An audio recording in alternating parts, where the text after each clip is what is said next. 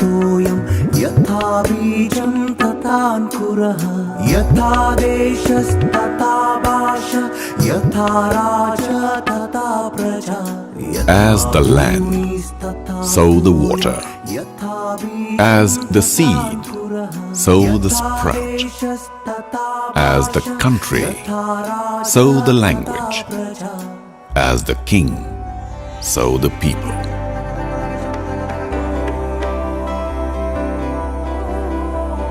Our ancient knowledge has always believed in reaping what one sows.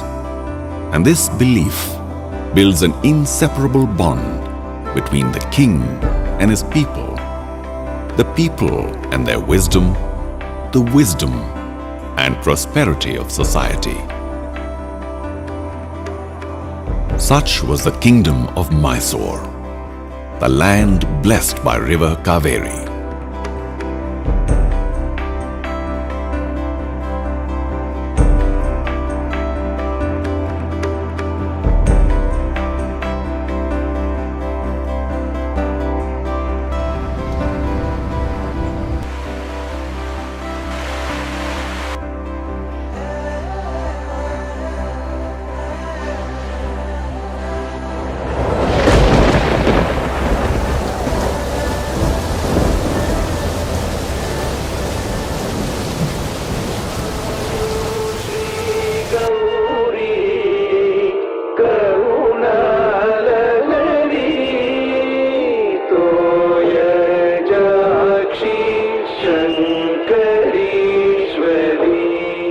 In 1900, Mysore kingdom was ruled by Maharaja Nalwadi Krishnaraja Wadiyar, a man whose vision shone as brightly as his royal throne.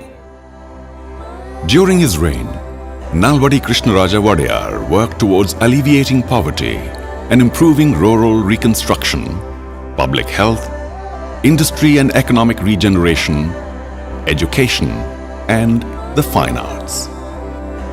B.M. Shri in a poem says, Nalvadi Krishna na Mysuru. Mysore is of Nalvadi Krishna. After becoming the king, he dreamt of a prosperous state.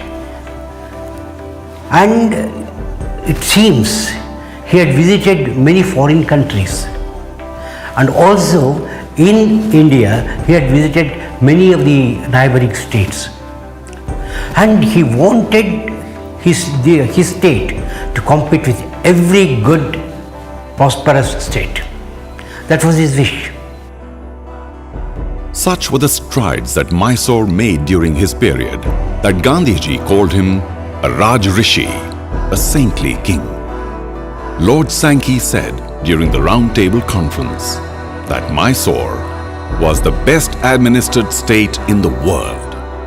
Princes from across India were sent to Mysore for administrative training.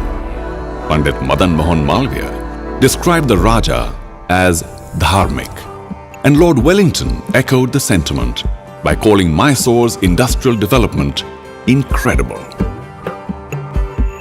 He expected all the people to work together for a prosperous state. Economically, if the state should become strong, not only the officers, but also the other people, merchants, industrialists, all the people from all the cadre of life should come together and work. Without their cooperation, nothing can be achieved. This era was the golden period of the Mysore kingdom. A variety of sprawling industries were driving the economic growth of the kingdom. The socio-cultural scene was rich and vibrant. However, the world around was rapidly progressing. With a lacuna in collective leadership, Mysore's future growth was uncertain. He wanted industries and economic growth in all the possible ways.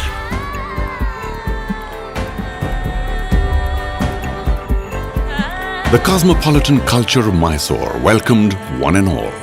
Its business-friendly nature attracted merchants from other states, but posing new challenges for the local merchants.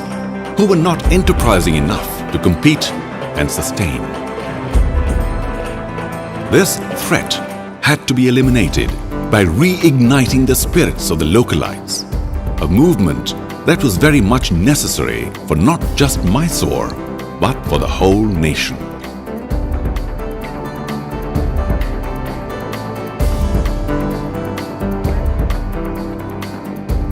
Far-sighted and ahead of his times, the Maharaja started the Mysore Economic Conference, a path-breaking initiative held regularly, which brought together thought leaders of various walks of life, who would deliberate the actions and future direction of the kingdom. On 10th June 1911, when the first Mysore Economic Conference was started, he gave a speech that the entire money and the sources must be utilized for the purpose of the people of Mysore. And when he started the railway line between Bangalore, then KGF and Boringpet, the income flew like anything. That income should have gone percentage to the British. But he had a very good relationship with the British and took the permission that this entire income should be spent for the purpose of Mysore.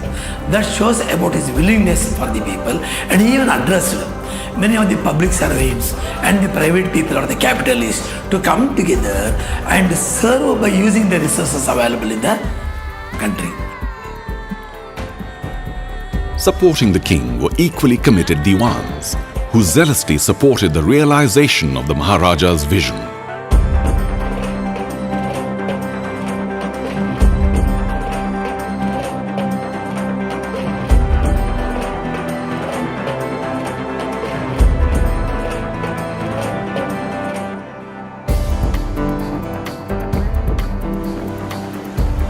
Perhaps it was time for Kaveri to change her course. The baton was passed from one stalwart to another. With the retirement of Diwan Anand Rao, the Maharaja invited another harbinger of the spirit of Mysore and a celebrated son of the soil, Mokshagundam Vishveshwaraya, an engineer who had already proved his genius across India. ಮಹಾರಾಜರು ತಾಯಿ ಹೇಳ್ತಾರಂತೆ, ಕೃಷ್ಣ ಕೃಷ್ಣ ಅಂತ ಅವ್ರ ಮಗನಿಗೆ ಕರೆಯೋದು, ಕೃಷ್ಣ ನೀನು ಅರ್ಜುನ ಆಗು, 500 ಕೃಷ್ಣ ಆಗಲಿ, ಹಿಂದೆ ಕೂತ್ಕೊಳ್ಳಿ, ನಿನಗೀಗೇನು ಹೆಚ್ಚು ಅಂದರೆ 1912 ಅಂತಂದರೆ ಮಹಾರಾಜರಿಗೆ 30 ವರ್ಷ, ವಿಶ್ವೇಶ್ವರಯ್ಯರಿಗೆ 50 ಅಂದರೆ 60 ಹತ್ತತ್ರ ಆಗಿರುತ್ತೆ. ಅಂದರೆ ಒಬ್ಬ ತರುಣನ ಭುಜದ ಮೇಲೆ ಒಂದು ಮೆಚೂರ್ ಆಗಿರೋ ಮುತ್ಸದ್ದಿಯ ಮೆದುಳು ಇದ್ದರೆ ಈ ರಾಜ್ಯ ಮುಂದುವರಿಯುತ್ತೆ ಅಂತ ಹೇಳ್ತಾರೆ. With new vigor and zest, Mokshagundam Vishveshwaraya lit up millions of young minds as he uttered those magical 3 words, which changed the destiny of Mysore forever: industrialize or perish. ಇವತ್ತಿನ ಬೆಂಗಳೂರು ಸ್ವಲ್ಪ ಅಡ್ಡದಿಡ್ಡಿಯಾಗಿ ಬೆಳೆದಿದ್ದು ನಿಜ ಇರ್ಬೋದು, ಆದರೆ ಈ ಬೆಳವಣಿಗೆ ಹಿಂದೆ ಅವತ್ತು ನಮ್ಮ ಚೇಂಬರ್ ಆಫ್ ಕಾಮರ್ಸ್ ಪ್ರಾರಂಭ ಆಗಿರೋದು, ನಮ್ಮ ಎಕನಾಮಿಕ್ ಕಾನ್ಫರೆನ್ಸ್ ಪ್ರಾರಂಭ ಆಗಿರೋದು, ಮತ್ತು ಬೆಂಗಳೂರಿಗೆ ಆ ಕಾಲದಲ್ಲಿ ವಿದ್ಯುತ್ ಶಕ್ತಿ ಲಭಿಸಿರೋದು, ಇವೆಲ್ಲ ಕಾರಣಗಳಾಗುತ್ತೆ. ಇದೆಲ್ಲಕ್ಕಿಂತ ಹಿಂದೆ ನಮಗೆ ಅವತ್ತಿನ ಮಹಾರಾಜರು ಮತ್ತು ವಿಶ್ವೇಶ್ವರಯ್ಯನವರು ಇಬ್ಬರ ಮನಸ್ಥಿತಿ ಇತ್ತಲ್ಲ, ಹೇಗಾದರೂ ನಮ್ಮ ರಾಜ್ಯವನ್ನು ನಾವು ಒಂದಲ್ಲ ಒಂದು ಕಾಲದಲ್ಲಿ ಇದು ಜಪಾನ್ ಆಗೋ, ಜರ್ಮನಿ ಆಗೋ, ಇಂಗ್ಲೆಂಡ್ ಆಗೋ, ಕೆನಡಾದಾಗೋ, ಇದು 4 ರಾಜ್ಯಗಳನ್ನು ಅವ್ರು ಗಮನ ಇರ್ತಿದ್ವು. ಯಾಕೆಂದರೆ ಇದು 4 ರಾಜ್ಯಗಳು ಹೆಚ್ಚು ಕಡಿಮೆ ನಮ್ಮ ರಾಜ್ಯದಷ್ಟು ಜನಸಂಖ್ಯೆ ಇತ್ತು. ಹೀಗಾಗಬೇಕು ಅಂತ ಅವರಿಬ್ಬರ ಮನಸ್ಸಿನಲ್ಲಿ ಇತ್ತಲ್ಲ, ಅದು ಕಾರಣ ಆಯಿತು. Being a thought partner with the Maharaja, he mooted the idea of starting a bank, which was to be the backbone for business and economy. The Mysore Bank was thus born. W.C. Rose, a local businessman, was made the first president of Mysore Bank.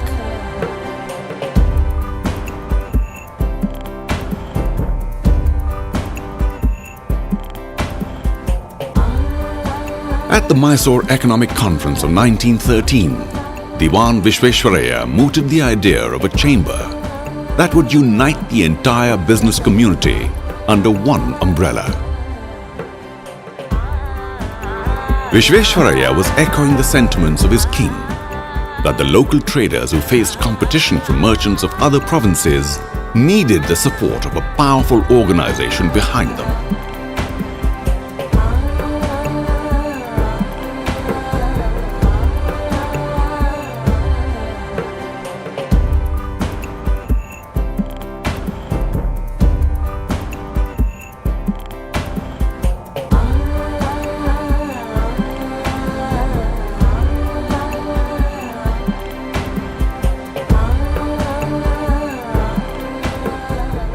Vishveshwaraya had analyzed and sized up the situation very lucidly. The goal was to create an even playing field where local merchants could healthily compete with the other merchants. The seed was thus sown.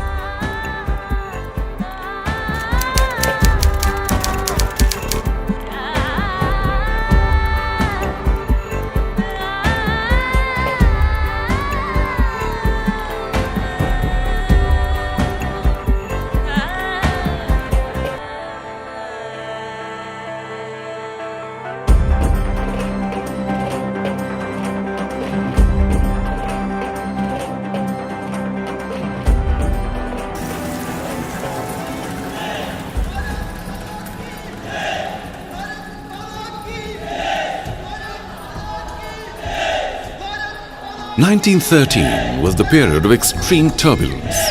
On the one hand, India was strengthening the freedom movement, and on the other, the world was bracing for the outbreak of the First World War.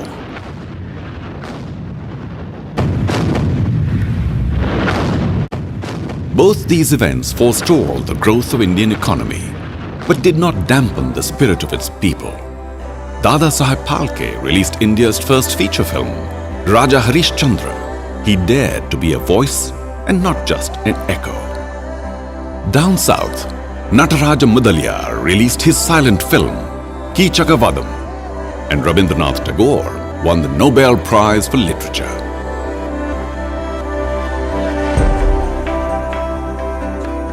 Within all the chaos, India was brewing its own ethos, fueled by the daring of its people, intelligentsia, commoners, and also those visionary kings like Krishnaraja Wadiyar, whose governance forged a solid foundation for economic and social transformation.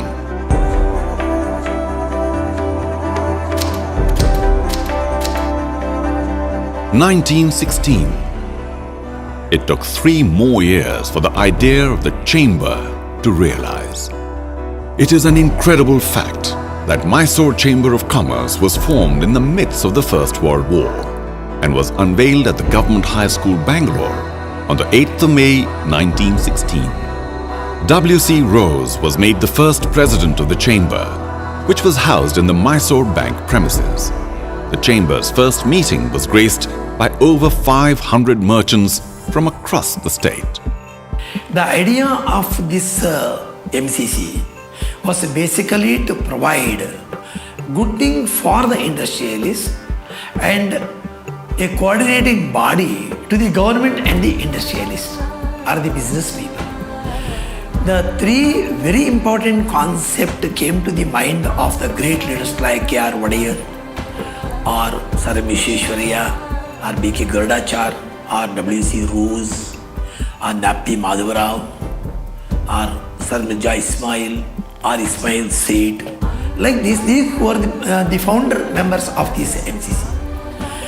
Their main intention was the link between the business people, providing materials to the business people or to the industrialists, and providing help to the industrialists and the establishment of the industries were all these 3 major objectives of the MCC and the present FKCCI.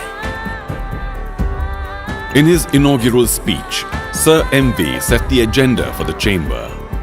The chamber should bring the wants and grievances of men engaged in industry and trade to the notice of government and of public service corporations like railway companies, municipal and other local bodies, bank, post and telegraph, or other authorities whose operations affect them. The chamber should do for its clients and to the trades what a lawyer does for the litigant public.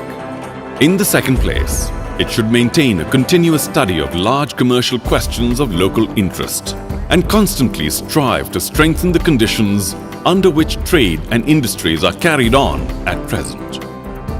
It should also focus and consolidate commercial opinion on current topics and publish the united judgment of representative merchants and businessmen regarding them for the information of the public.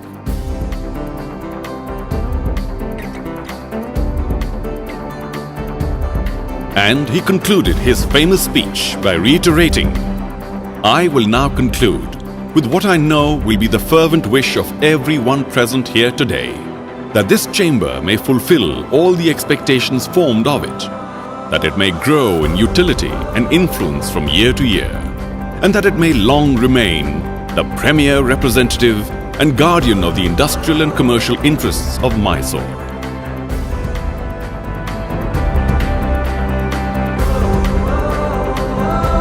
With no time lost, the chamber started its work from the premises of the Mysore Bank. Within a few years of formation, the weekly price current and market report was unveiled. This was regularly published until 1944.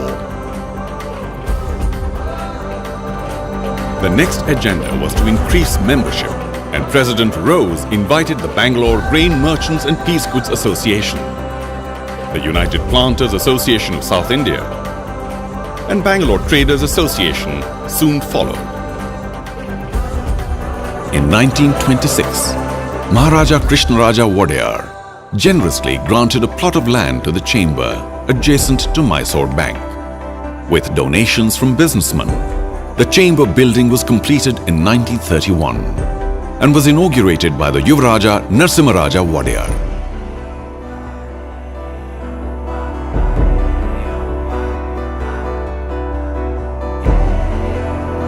As the chamber consolidated itself, it was time for the Silver Jubilee.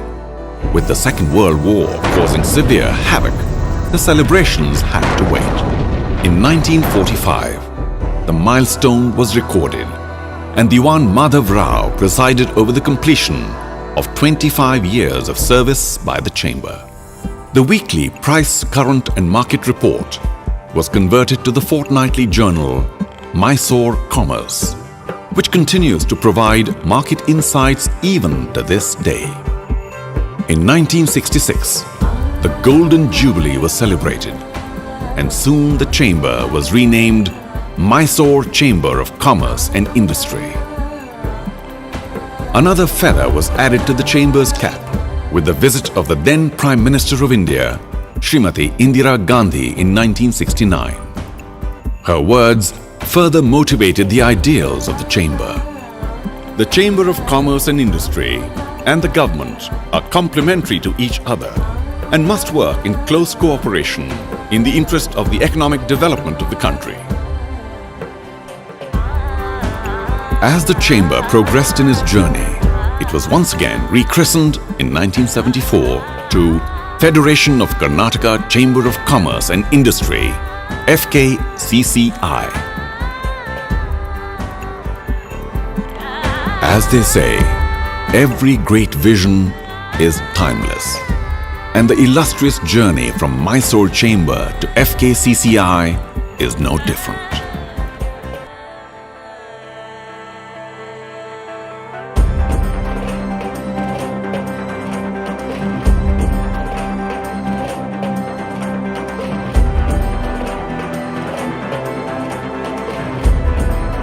Over the past century, FKCCI has been the life and soul of entrepreneurial spirit in the state.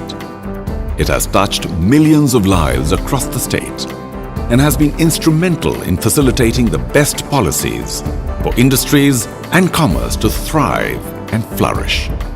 The chamber has been successful in helping industrialists overcome many problems and actively engage with the government to facilitate the ease of doing business in the state.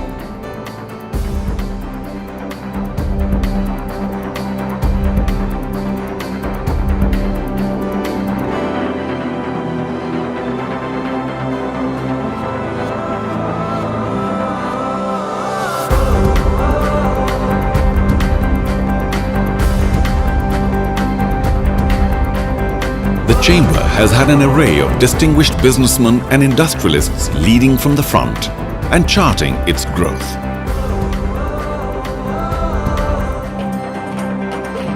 The Federation today is a member of national bodies like FICCI, ASSOCHAM, and the International Chamber of Commerce. Being a member of global trade associations, FKCCI facilitates collaboration of trade between Karnataka's industries and overseas enterprises, and also holds talks with international trade entities.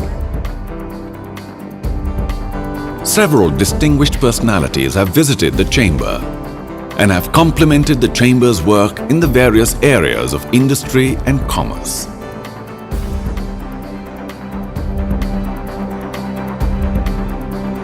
Apart from the routine services, we are offering specialized services of pioneering various new schemes of the government which are going to the benefit of industry. In fact, VAT was introduced on pilot basis in Karnataka with the initiative of FKCCI. Similarly, GST is going to be done. We have a well-established arbitration cell for dispute resolution. 100 years of FKCCI. It has been a momentous journey for us. It's a great pleasure and honor to be the President of Federation of Karnataka Chamber of Commerce and Industry during the centenary year. The Federation has not only survived 100 years but has prospered and become an apex body in the state. I am proud to say that Federation has succeeded in realizing the ideals of founding father Sir M. Visvesvaraya.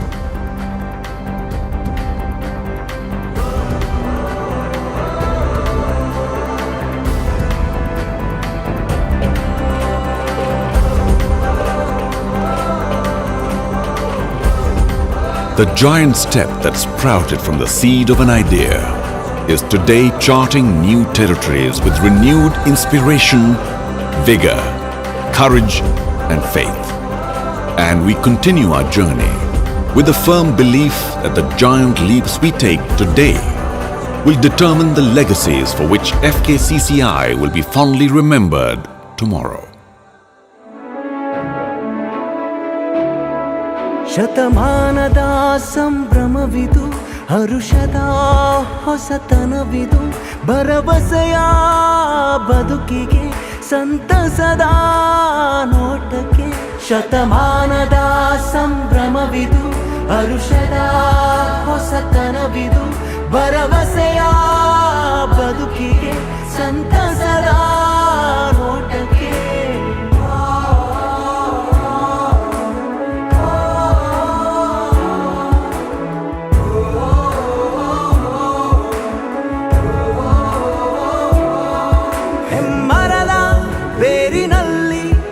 ಅಡಗಿರುವ ಕಾಳಿನಲ್ಲಿ ಹುದುಗಿಹುದು ಇಂದಿಗೂ ಅದರ ಶಕ್ತಿ ಬುಗ್ಗೆಯೂ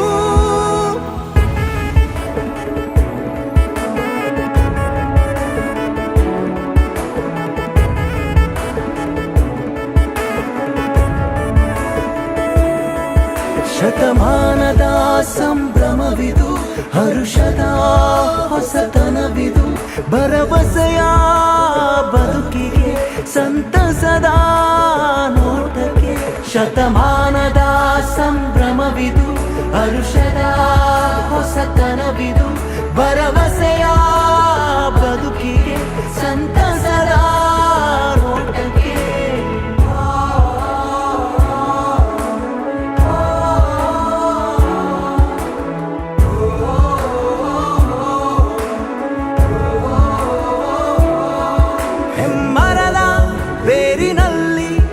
ಅಡಗಿರುವ ಕಾಳಿನಲ್ಲಿ ಹುದುಗಿಹುದು ಇಂದಿಗೂ ಅದರ ಶಕ್ತಿ ಬುಗ್ಗೆಯೂ